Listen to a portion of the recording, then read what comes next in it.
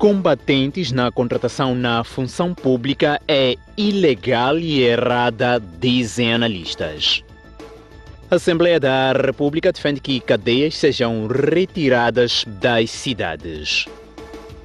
Já está em funcionamento a subestação de Temani, que vai garantir corrente elétrica a 9.000 famílias.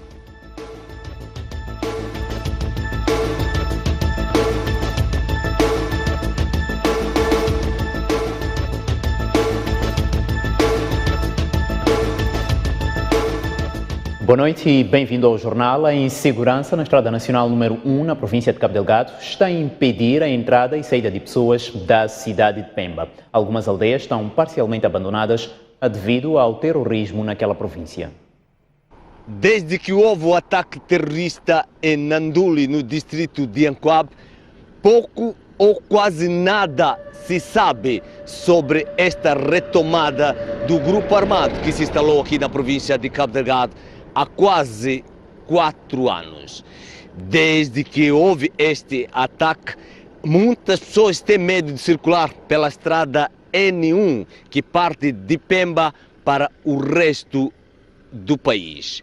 Hoje, a STV vai percorrer uma parte desta extensão para ver qual é a situação de segurança. Mies, onde começa o distrito de Metuji, fica a cerca de 20 km de Pemba e é a primeira povoação que se encontra na estrada N1 para quem sai da capital de Cabo Delgado. Aqui, a vida continua aparentemente normal, apesar de alguns habitantes terem abandonado a aldeia depois de ter sido queimadas 2 casas e 2 viaturas. Depois de Mies, a situação começa a mudar. A partir de Intutupue, a primeira aldeia do distrito de Ancoab, que fica a cerca de 40 km de Pemba, ainda é possível ver algumas pessoas, mas a maior parte das casas estão abandonadas.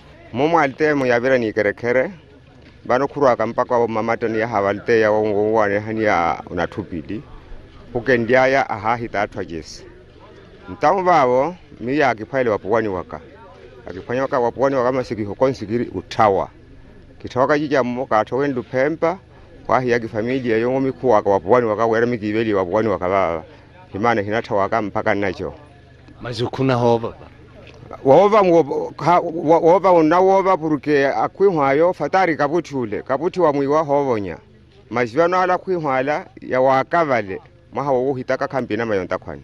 Intutupue é a primeira aldeia do distrito de Ancoab para quem sai de Pemba em direção à zona centro e sul da província. Aqui estava localizado um dos maiores mercados de venda de produtos frescos e foi uma das aldeias que ficou abandonada durante vários dias. Mas nos últimos tempos a população tende a permanecer neste local devido à presença das forças de defesa e segurança. Entre Intutupue e Silva Macua, ainda no distrito de Ancoab, quase todas as aldeias estão parcialmente abandonadas, mas apesar da insegurança, uma parte da população não chegou a sair de casa e nos últimos dias os que tinham fugido estão a regressar. Nós aqui que estamos aqui não estamos a fugir, porque os donos de Xuri também encontraram a fugir. Em Pemba estão a fugir e outras pessoas estão a fugir. Nós estamos aqui mesmo aqui sem nada. Mas como é que aqui à noite dorme-se bem? O que é que já aconteceu? À noite, por exemplo, 18 horas em ponto já estamos a dormir, ninguém fica aqui no mercado. Só que quando amanhecer é que estamos aqui no mercado. Amanhecer a partir de que hora? A partir das 5 horas, 6 horas, 7 horas para 8 horas. À noite, mas vocês aqui o que é que já aconteceu aqui para as pessoas terem medo? Nós para termos medo aqui, nós vimos 2 pessoas mortas daqui mesmo aqui na aldeia de Macua. Cortaram a cabeça, 2 pessoas que nós vimos. De Silva Macua ao posto administrativo de Metorro são cerca de 10 km de distância. Aqui também esteve parcialmente abandonado, mas hoje a vida voltou à normalidade e até acolhe alguns deslocados que saíram da vila sede do distrito de Ancoab devido à intensificação dos ataques terroristas. Fugimos a vir aqui para descansar um pouco. Quando crescer, há de voltar para lá. Mas aqui em Metorro, como é que é à noite? Passei à vontade, está seguro aqui? Aqui no Mitoro, dá seguro. Aqui muitas vezes dá seguro muito. Como eu não ando à noite, sou velho, sempre fico a dormir em casa. Dos cerca de 2.500 km de estrada da N1 166 percorrem a província de Cabo Delgado, onde hoje as pessoas têm medo de circular devido aos ataques terroristas. Naquele tempo andávamos à noite, mas quando aconteceu a situação, aquilo reduziu de andarmos à noite. Temos que circular de dia. À noite não é possível? À noite não. Desde que aconteceu essa situação, ninguém circula à noite. Não sei próximo mês para frente, né? Quando autorizar que podemos circular como dantes. Circula até que horas, máximo? Máximo até 17 assim. Saímos da insegurança na província de Cabo Delgado para olharmos a outras notícias. Os transportadores de passageiros na cidade de Maputo dizem que o agravamento dos preços de combustíveis encarece ainda mais o negócio. Reiteram que só o aumento da tarifa de transporte pode evitar a paralisação da atividade. Pela terceira vez este ano, os preços dos combustíveis dispararam e o recente aumento em vigor a partir deste sábado foi significativo, sobretudo para o diesel e para o gás de cozinha.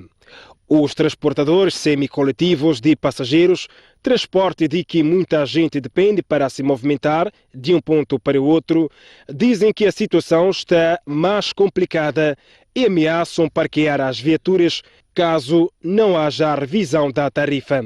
Muitos de nós devem parar de trabalhar. Sim, acho que é melhor assim. Tinham que aumentar o preço de chave. Vamos começar a deixar as viaturas no parque, porque as receitas também estão elevadas. Mas aumentar pelo menos para conseguir comprar combustível. Está a ver agora, o maior dinheiro, o maior bolo, a gente vai abastecer. O último aumento do preço do chapa 100 na capital do país foi em janeiro do ano em curso, após muita pressão dos operadores.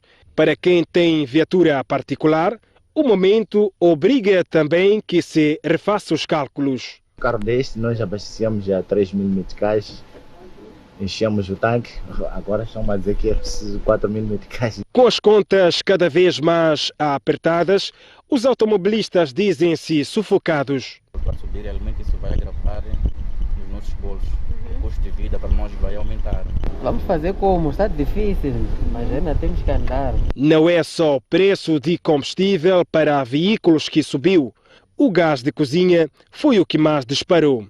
Para famílias como a de Laura Jeremias, que habitualmente comprava uma botija de 11 kg de gás a pouco mais de 940 meticais, terão de pagar 1.122 meticais a partir deste sábado. Nós usamos gás para cozinhar, já isso que gás subiu agora, vai ser muito difícil nós comprarmos, só podemos usar o carvão mesmo. E é ao carvão que a família xilenguese recorre há 4 meses. Com sucessivos agravamentos do preço dos combustíveis, já não tem esperanças de voltar a utilizar gás doméstico. Até agora não consigo comprar gás. Daqui a pouco pode voltar a subir. E agora o que é de fazer? A subida do preço dos combustíveis poderá também influenciar no aumento do preço do pão nos próximos dias, segundo explica o presidente da Associação Moçambicana de Panificadores. Chegará a um nível em que se tornará insustentável. Obviamente que para mantermos as atividades funcionais vai ter que se fazer reajuste. Refira-se que o governo disse há dias que continua a procurar estratégias para controlar a subida do preço dos combustíveis, o que afeta negativamente o poder de compra dos moçambicanos. Por isso, nos próximos dias, o ministro da Indústria e Comércio, o dos Recursos Minerais e Energia e o dos Transportes e Comunicações deverão apresentar propostas claras para mitigar o alto custo de vida. O jurista Tomás Vieira Mário diz que a decisão da ministra da Administração Estatal de priorizar dependentes de combatentes para ingressar no Estado é ilegal. Já o académico Jaime Makwani considera um erro e diz que é preciso rever a decisão. O ofício assinado por Ana Comoana, ministra da Administração Estatal e Função Pública, orienta para se dar prioridade aos filhos dos combatentes na província de Inhambane na contratação para a função pública. Para Tomás Vieira Mário, a decisão é ilegal. Então, não há lei que diz como é que isso é efetivado.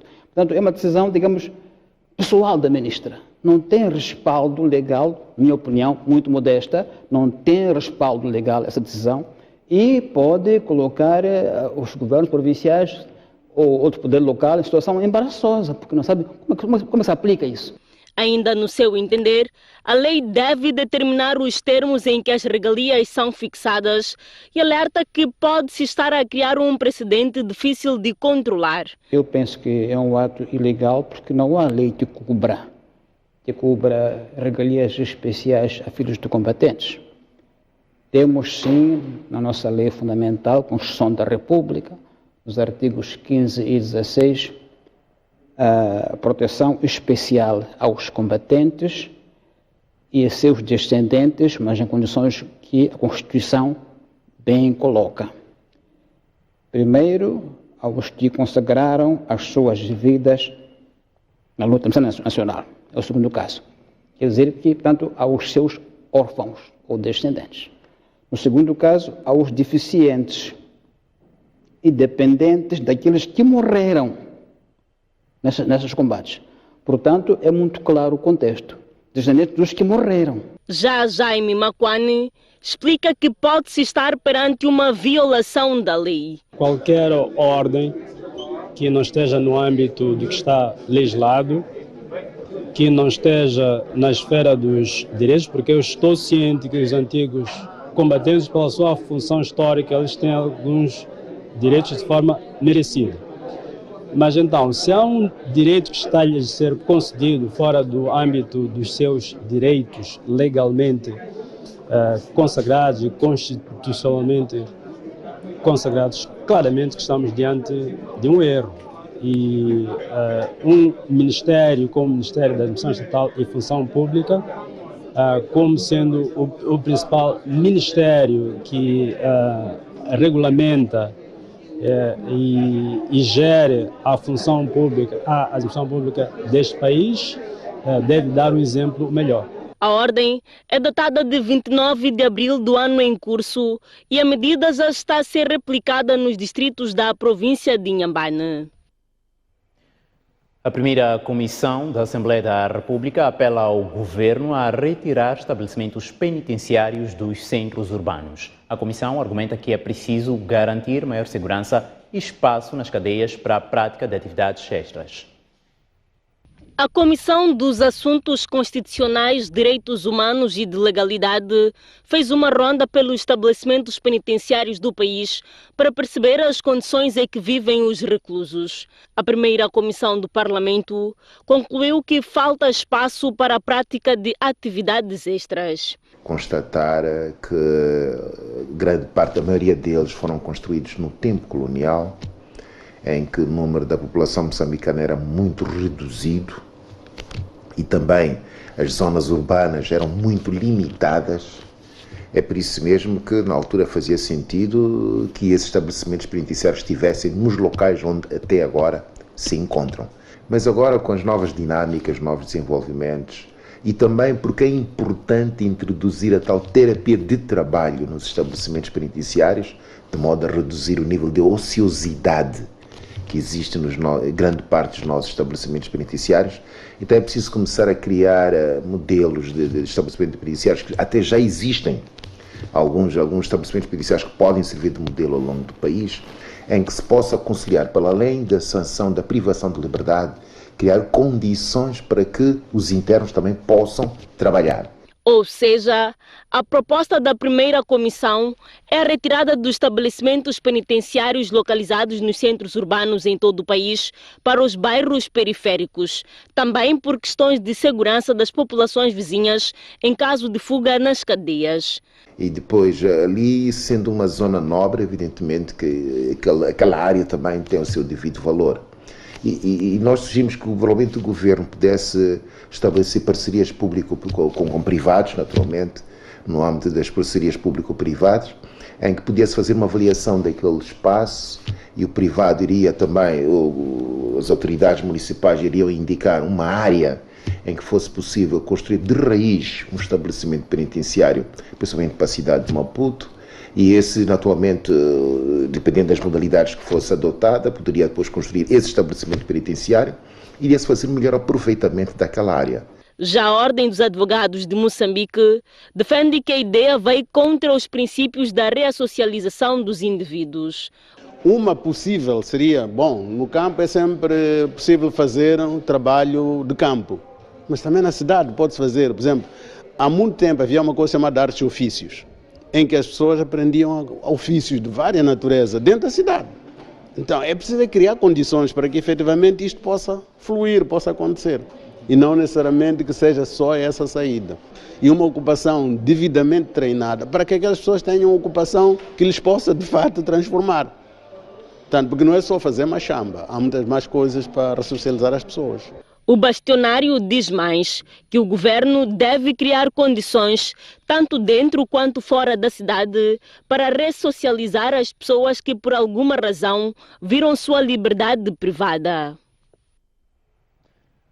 Alunos do Instituto Agrário de Boane, na província de Maputo, denunciam má qualidade de alimentação e falta de água potável no local para o consumo. Os educandos acusam a direção da escola de nada fazer para reverter a situação. Estas fotografias foram cedidas à STV por um dos alunos do Instituto Agrário de Boane, que vive no internato da escola. Na imagem, vê-se um prato de uma das refeições do almoço com caril de feijão, acompanhado de chima. E, neste vídeo, alegadamente gravado num dos depósitos de água do Instituto, a água aparenta não ser própria para consumo humano. Por temerem represálias, os alunos pediram para falar em anonimato à nossa equipa de reportagem. A água é suja, temos que beber aquela água ou comprar a nossa própria água. E quanto à refeição, tem uma refeição repetitiva. A refeição é mal feita. A chima não coze, o feijão tem tido vermes, desde gorgulhos, baratas e algumas asas, não sabemos de quê. O ambiente verde e de limpeza, facilmente visível logo à entrada do Instituto Agrário de Boane, contrasta com o que alegadamente os alunos dizem estar a passar no recinto do internato. As casas de banho não estão em condições, não temos saneamento nem nada. As águas que nós usamos para limpezas é água do sapulco, um sapulco nojento, porco, que está mais para porcos, que ali tinha que ter um gado, era um lugar para ficar gado suíno ou bovino. E nós tiramos a água que é para lavar nossa roupa, nosso uniforme, que por sinal é branco. E a água é suja, não é uma água pura.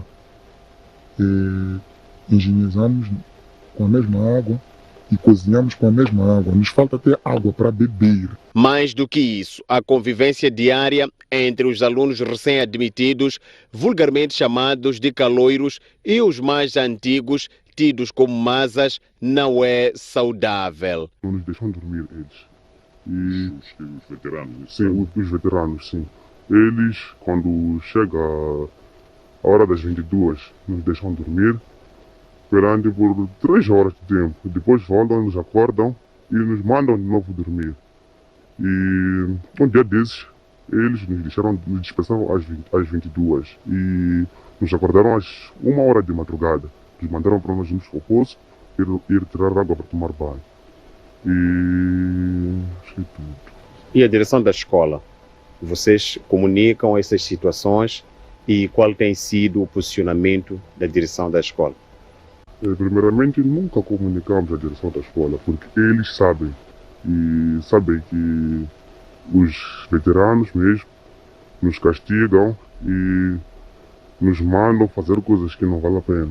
Depois de falarmos com os alunos que fizeram as denúncias, dirigimos-nos à direção da escola para obter esclarecimentos sobre os problemas reportados, mas tudo resultou em um fracasso. Chegados ao recinto do Instituto Agrário de Boane, fomos recebidos por uma funcionária da Secretaria esta quis saber de que equipa de reportagem se tratava, que prontamente nós nos apresentamos. De seguida, canalizou a informação à direção do Instituto. Só que, instantes depois, esta mesma funcionária retornou junto de nós para saber qual é o assunto que leva a STV até ao IAB, que é a sigla do Instituto Agrário de Boane, o que nós explicamos. Só que, demoradamente, ela retornou para vir dizer que o diretor do Instituto Agrário não se encontra no recinto. Igualmente, a chefe do internato também está ausente.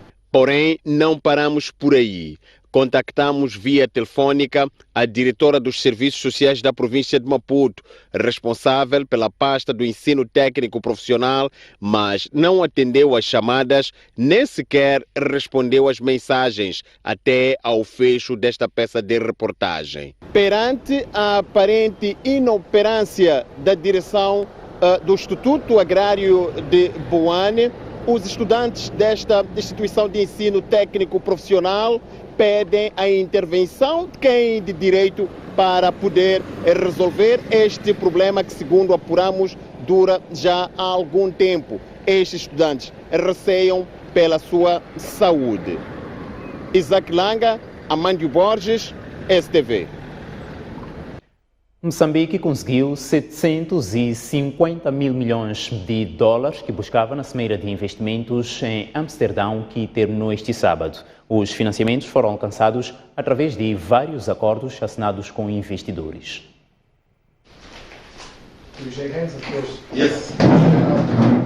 O acordo que acabamos de assinar agora com a Startup Fund, que é uma entidade financeira da Alemanha, para apoiar as pequenas e médias empresas e as que vão começar os seus negócios.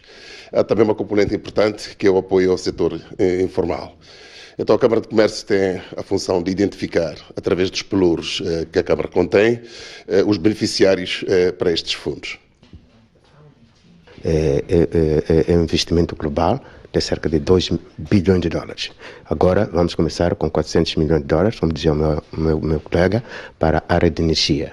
Mas temos a agroindústria, temos infraestruturas e temos também a componente de turismo e porto de Pebane.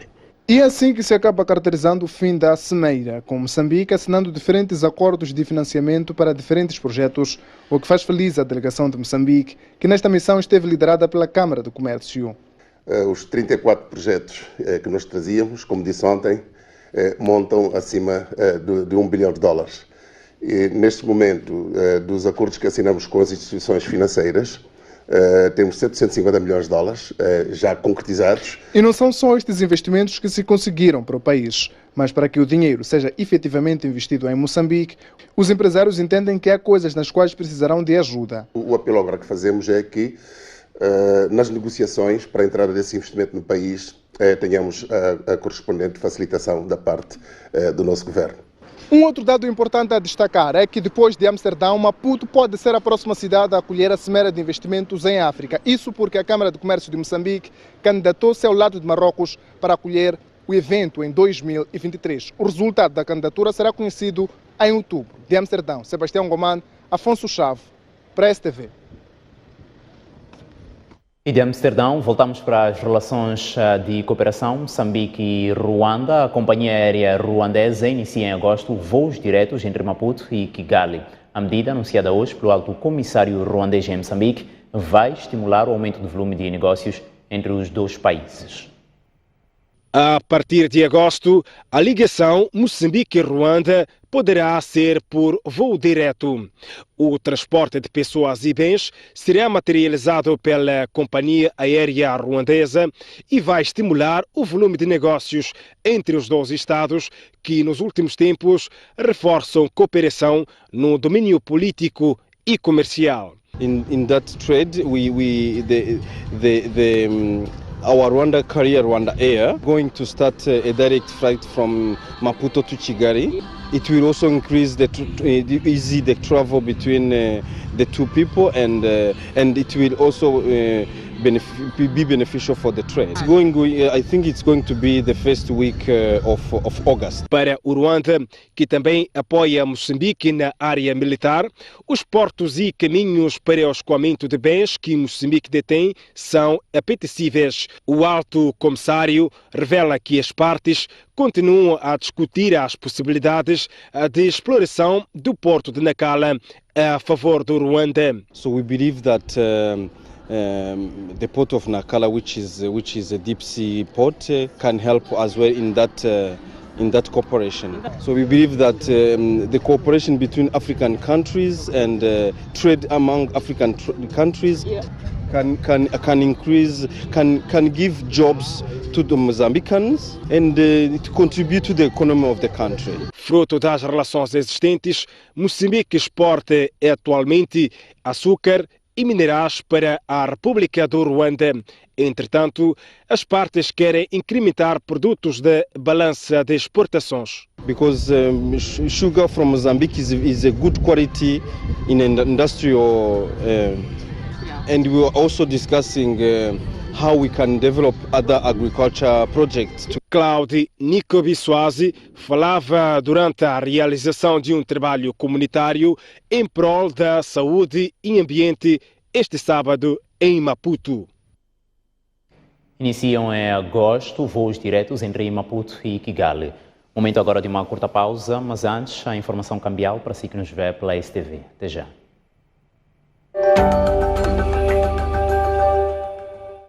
De volta ao jornal, bem-vindo uma vez mais. Entrou em funcionamento esta sexta-feira a subestação de Temane, em Inhambane, que vai permitir a ligação da corrente elétrica a 9.000 famílias. O presidente da República diz que, paulatinamente, o país se está a posicionar para aumentar a autonomia energética.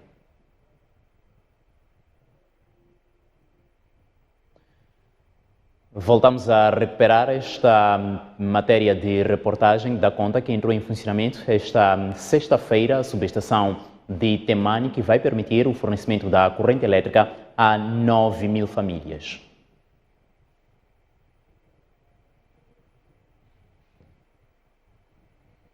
De energia de 240 km que parte de Casanova, em Sofala, e termina em Temane, em Inhambane.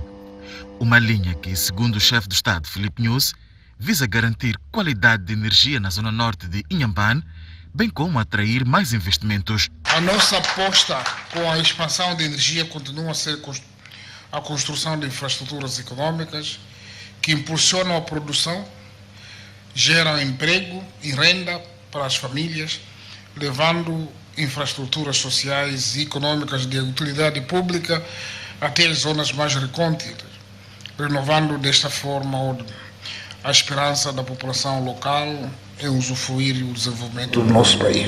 Esta é, na verdade, a primeira linha de transmissão de energia que liga a Zona Sul do resto do país, que para Filipe Nyusi vai contribuir para o acesso universal à energia. O acesso à energia em todos os cantos do nosso país implica a materialização da construção da linha de transporte norte-sul. Podemos ter muitas centrais a gerar energia e como que chega ao consumidor, é preciso transportar. As linhas de transmissão garantem a melhoria de qualidade, fiabilidade, o incremento da capacidade de reserva por via de redundância no fornecimento de energia elétrica.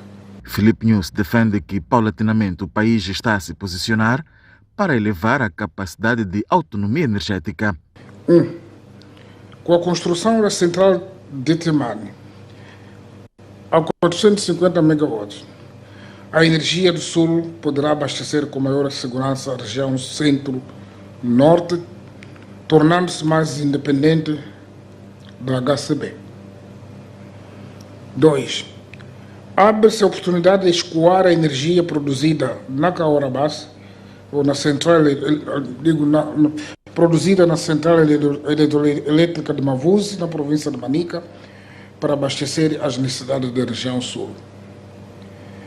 3.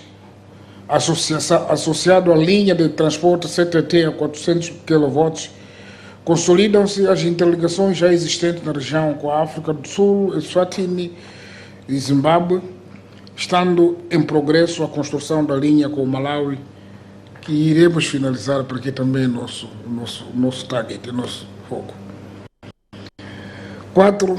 A interligação sob consideração abre mais oportunidades para tirar proveito da matriz energética do país, face à disponibilidade de fontes alternativas em vários pontos do país, com mais destaque para a hidro e gás natural.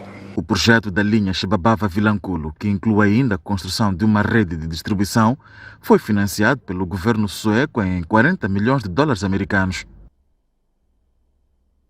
E agora a atualidade de fora de portas. O Papa Francisco lamenta não poder iniciar hoje a viagem programada à República Democrática do Congo e ao Sudão do Sul, que foi adiada por tempo indeterminado devido a dores no joelho. Papa Francisco deve iniciar este sábado uma viagem à República Democrática do Congo e ao Sudão do Sul, mas a mesma foi adiada desde junho passado por conta de problemas num dos joelhos do Santo Padre, segundo informou o Vaticano. Como sabem, iria partir hoje, este sábado, para uma peregrinação de paz e reconciliação nas suas terras. África. O Senhor sabe como é grande o meu pesar por ter sido obrigado a adiar esta tão desejada e tão esperada visita, mas não percamos fé e esperança de nos encontrarmos logo que possível, afirmou o Papa Francisco numa mensagem difundida pelo Vaticano.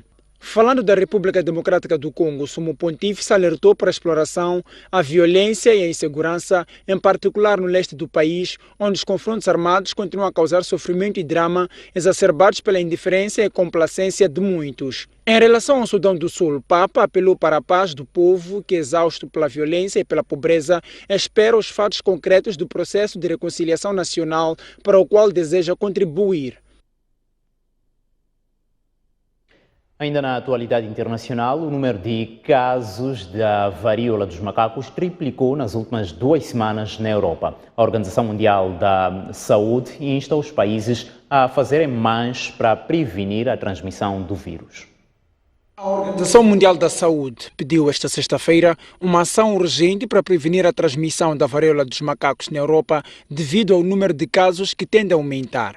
De acordo com a OMS, nas últimas 2 semanas, o número de infecções pelo vírus triplicou, chegando aos 5.000 casos detectados em 51 países em todo o mundo. Na Europa, o número de infecções representa cerca de 90% do total global, sendo que 31 países deste continente já identificaram casos, segundo avançou o diretor da OMS para a Europa. Hans Clark adiantou ainda que a maioria dos casos reportados até agora tem sido em pessoas entre os 21 e os 40 anos de idade. O diretor da OMS para a Europa vincou que uma ação urgente e coordenada é imperativa, pois são necessários maiores esforços, apesar da decisão da Agência de Saúde da ONU na semana passada de que a escalada do surto ainda não justifica ser declarada uma emergência de saúde global. Recorde-se que a varíola dos macacos é transmitida através de lesões, fluidos corporais, gotículas respiratórias e materiais contaminados. O tempo de incubação é geralmente de 7 a 14 dias. Voltamos à Cimeira de Investimentos em Amsterdão, que terminou este sábado. Os empresários que compuseram a delegação mostram-se satisfeitos pelos resultados que cada um alcançou para as suas empresas. Os projetos todos que nós trazíamos aqui, que eram 2 de natureza industrial, todos os projetos passaram. São um projeto com um valor global de cerca de 20 milhões de dólares, os quais um passou para já.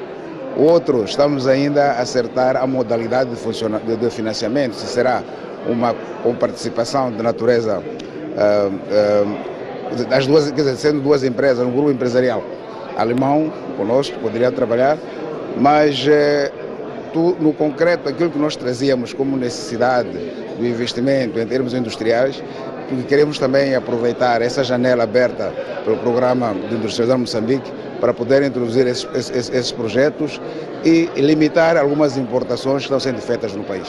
Colhi uma vasta experiência e pude perceber que ao nível da África existem espaços em que pode-se fazer uma conjugação, não é, de esforço no sentido de aproveitar aquilo que é a nossa legislação de investimentos em Moçambique, que é muito atrativa e que, se calhar, fazendo sinergias com outros empresários ao nível da África, nós possamos atrair investimentos para Moçambique. Bom, os resultados foram ótimos, muito aprendizado e muita coisa para implementar, né? Como sabe, estamos aqui, uma plantação, né? A gente planta e depois vamos colher e as perspectivas são ótimas. Perspectivas, sim, que nós já viemos aqui com os projetos já elaborados, então foram apreciados e há boas perspectivas de que, de facto, as coisas aconteçam nos próximos tempos.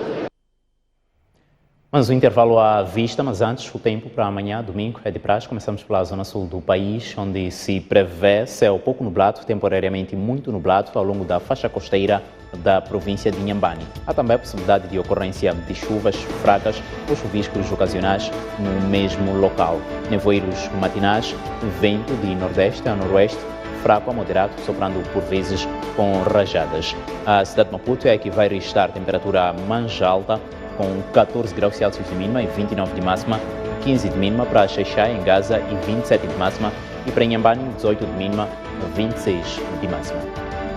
Já na região centro do país, prevê-se céu pouco nublado, localmente muito nublado, possibilidade de ocorrência de chuvas fracas ao longo da faixa costeira, bem como nas terras altas do interior. Neblinas ou nevoeiros matinais, com o vento a soprar de sueste a nordeste, fraco a moderado. Beira, em Sofala, 19 graus Celsius de mínima e 25 de máxima. Chimoio, em Manica, 13 graus Celsius de mínima e 23 de máxima. Para Climane, 17 de mínima, 26 de máxima. E para Tete, 18 de mínima e 28 de máxima. Já na região norte do país, prevê-se também céu pouco nublado, localmente muito nublado, a possibilidade de ocorrência de chuvas fracas ou chuviscos ocasionais, neblinas ou nevoeiros matinais, com vento a soprar de sudoeste a sueste, fraco a moderado. Nampula, 18 graus Celsius de mínima e 25 de máxima. Lixinga e Niassa, 8 graus Celsius de mínima e 18 de máxima. E para Pemba, em Cabo Delgado, 20 graus Celsius de mínima, 27 de máxima. Até já.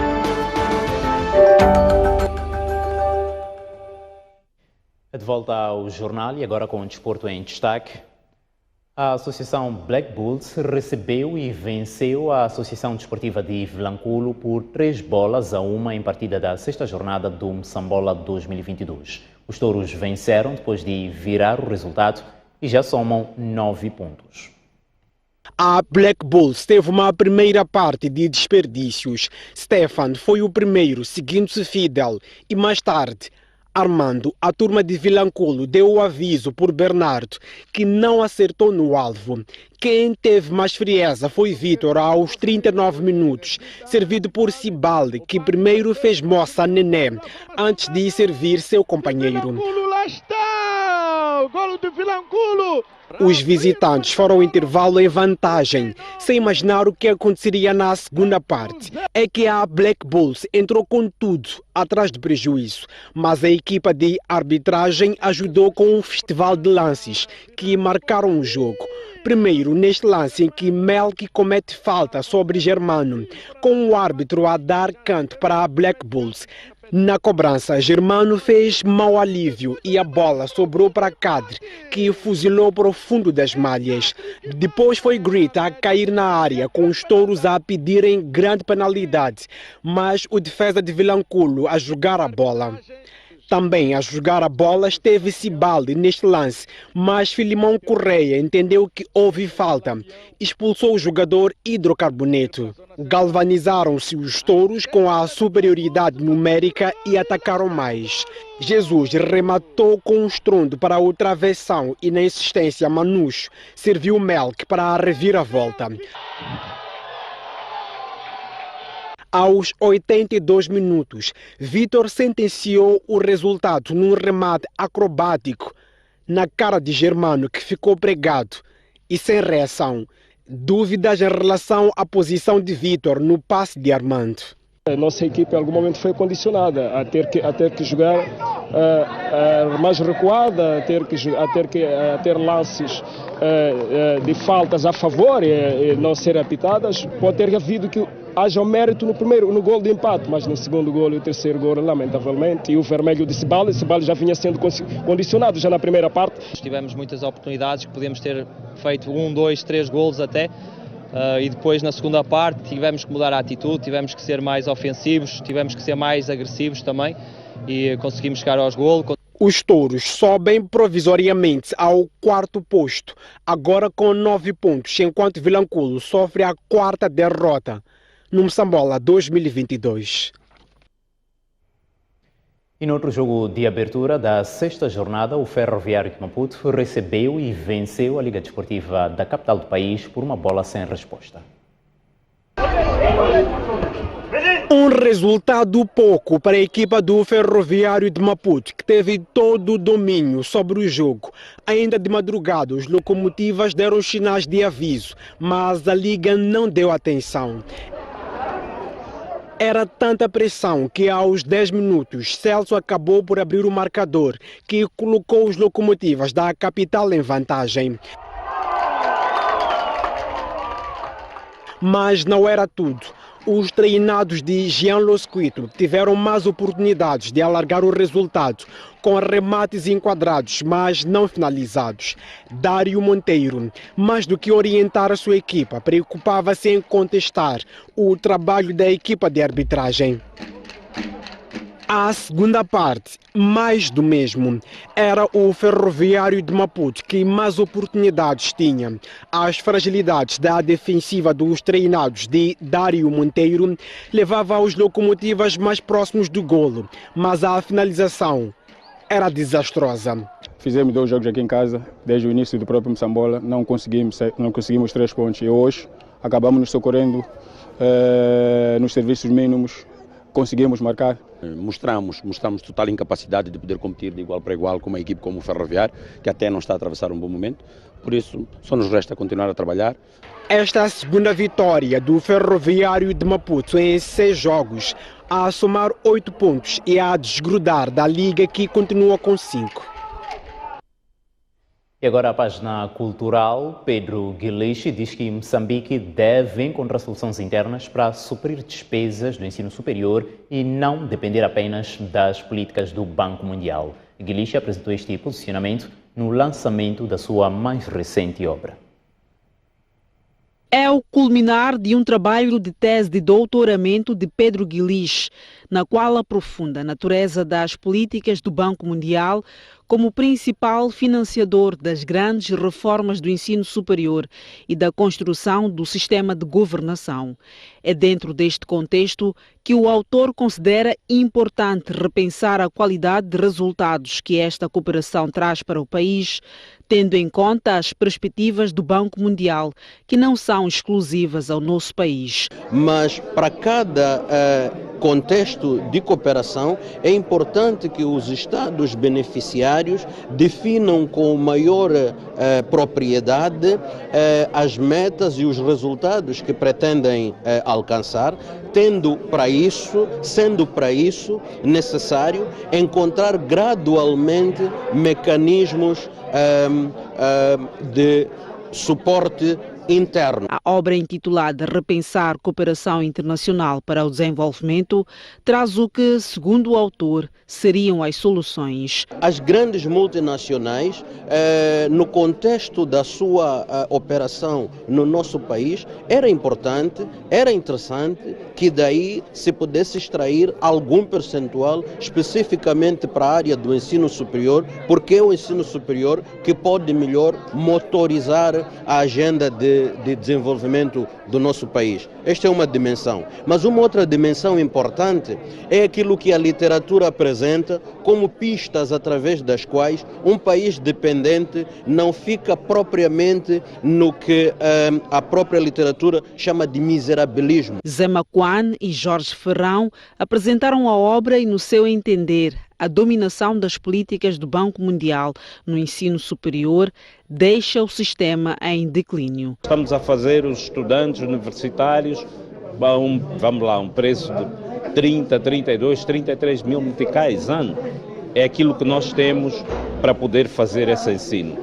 Então, nesta situação, como é que nós damos a qualidade que é desejada aos estudantes. O ensino superior pode encontrar uma forma ou um espaço para que essas mesmas políticas possam ser relevantes àquilo que são as suas necessidades. A obra foi lançada esta sexta-feira na cidade de Maputo e é chancelada pela Alcance Editores.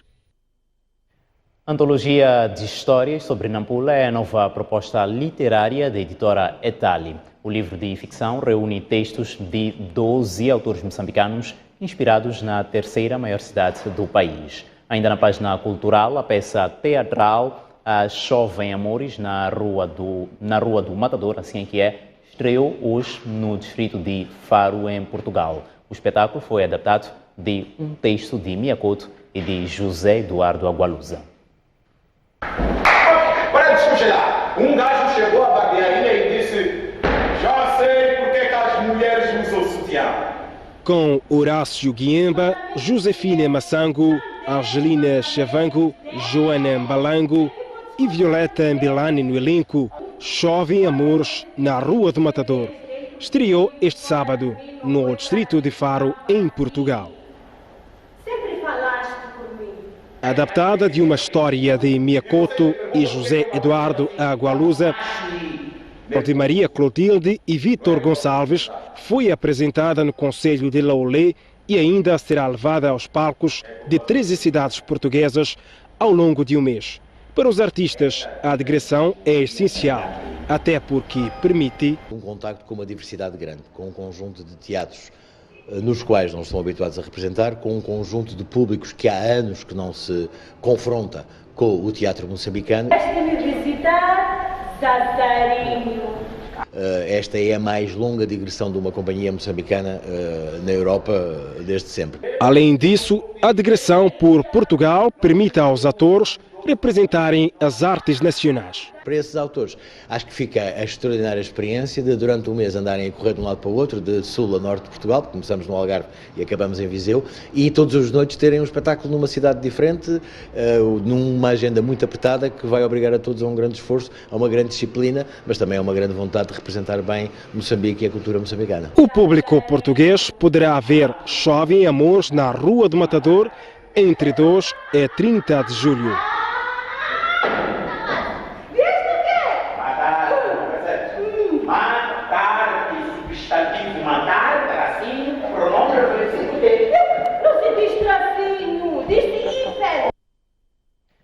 Hoje é sábado, sabe que temos encontro marcado para daqui a pouco no canal STV Notícias, concretamente no Noite Informativa. Vamos hoje falar do impacto da subida de preços de combustíveis.